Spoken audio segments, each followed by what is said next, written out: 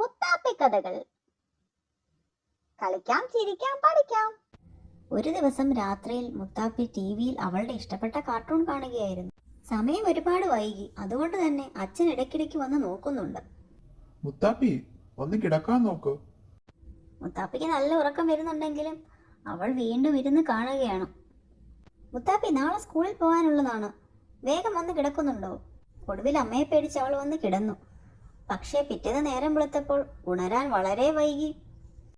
പോരാത്തിന് നല്ല ഉറക്കക്ഷീണവുമുണ്ട്. വേഗം ബ്രഷ് ചെയ്ത് വരൂ, ബ്രേക്ക്ഫാസ്റ്റ് കഴിക്കണ്ടേ, സ്കൂൾ ബസ് ഇപ്പോൾ വരും, അവളുടെ അമ്മ പറഞ്ഞു. ഞാൻ റെഡിയായി, എൻ്റെ ബെൽറ്റ് എവിടെ, ബാഗ്? ഒടുവിൽ എല്ലാം എടുത്ത് റെഡിയായി ബസ് സ്റ്റോപ്പിൽ എത്തിയപ്പോഴേക്കും ബസ് പോയിരുന്നു. അയ്യോ പോവരുത്, ഡ്രൈവർ അങ്കിളെ നിർത്തണേ. മുത്താപ്പിയുടെ വിഷമം കണ്ട് അച്ഛൻ അവളോട് പറഞ്ഞു. ഇന്നൊരു ദിവസത്തേക്ക് ഞാൻ കൊണ്ടുവിടാം, പക്ഷെ ഇനി ഇത് ആവർത്തിക്കരുത്. അതിൽ പിന്നെ എന്നും കൃത്യസമയത്ത് ഉറങ്ങുവാനും ഉണരുവാനും മുത്താപ്പി ശ്രദ്ധിക്കാറുണ്ട്. ബസ് വരുന്നതിന് മുൻപ് സ്റ്റോപ്പിലെത്തി കാത്തു നിൽക്കും. അപ്പോൾ കൂട്ടുകാരെ, നിങ്ങൾ എല്ലാവരും ജീവിതത്തിൽ സമയനിഷ്ഠ പാലിക്കണേ.